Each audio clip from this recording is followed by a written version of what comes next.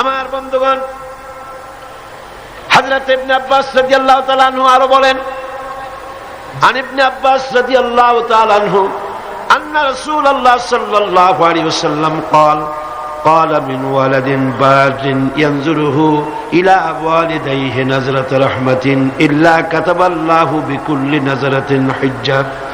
আল্লাহ নবী বলেন, হযরত ইবনে আব্বাস রাদিয়াল্লাহু তাআলা আনহু বর্ণনা করেছেন, রাসূলুল্লাহ বলেছেন, কেউ যদি তার মা বাপের দিকে যদি মহব্বতের নজরে, ভালোবাসার নজরে যদি তাকায়, তাহলে তার আমলনামায় একটা কবুল হজের সব আল্লাহ পাক আমলনামায় লিখে দিবেন।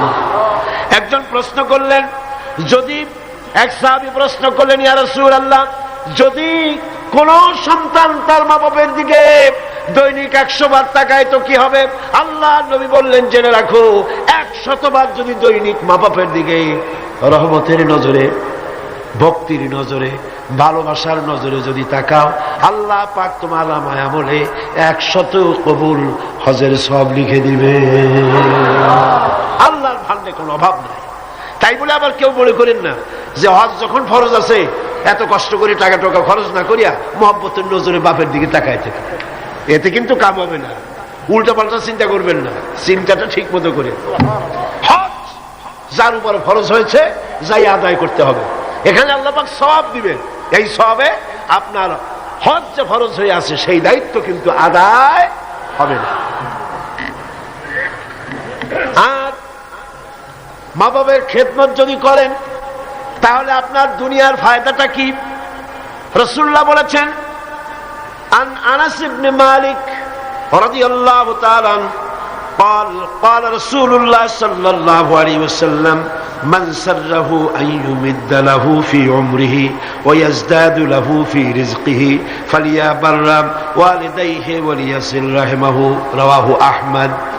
আল্লাহ নবী বলেন, হযরতে আনাস বিন মালিক রাদিয়াল্লাহু তাআলা আনহু থেকে বর্ণিত, আল্লাহ নবী বলছেন, কেউ যদি দুনিয়ায় তার রিজিক বাড়াতে চায়, সম্মান বাড়াতে চায়, হায়াত বাড়াতে চায়, সে যেন তার মা বাপের খেদমত করে। মা বাপের খেদমত যারা করবে, মা বাপের সম্মান যারা করবে, আল্লাহ পাক তার রিজিকে বরকত দান করে দিবেন। রিজকে কোনোদিন অভাব হবে না। কবরের কাছে গিয়া, মাজারের কাছে গিয়া বলা লাগবে না, ইয়া খাজা মেরা মতলব কো পুরা কর দে, এটা বলা লাগবে না, এটা বলা লাগবে না। আপনার রিজকে বরকত হয়ে যাবে মা বাপ যদি আপনাকে, আপনার জন্য দোয়া করে, এ দোয়া কবুল। মা বাবার দোয়া কি কবুল হয়ে যাবে। রব্বানা যালামনা আনফুসানা ওয়া ইন লাম তাগফির লানা ওয়া তারহামনা লানাকুনান্না মিনাল খাসিরিন। রব্বানা লা তুযিগ কুলুবানা বা'দা ইয হাদাইতানা ওয়া হাব লানা মিন লাদুনকা রাহমাতান ইন্নাকা আনতাল ওয়াহ্হাব। হে আল্লাহ তাআলা, লক্ষ লক্ষ মুসলমান নরনারী দীর্ঘক্ষণ ধরে তোমার কোরআনের কথা আমরা শুনেছি। হায় আল্লাহ, তুমি দয়া করে, মেহেরবানি করে আমাদের দুরূদ ও সালাম আলোচনার সওয়াব জনাবে মুহাম্মদ রাসূলুল্লাহ সাল্লাল্লাহু আলাইহি ওয়াসাল্লামের রূহ মুবারকে পৌঁছায় দাও।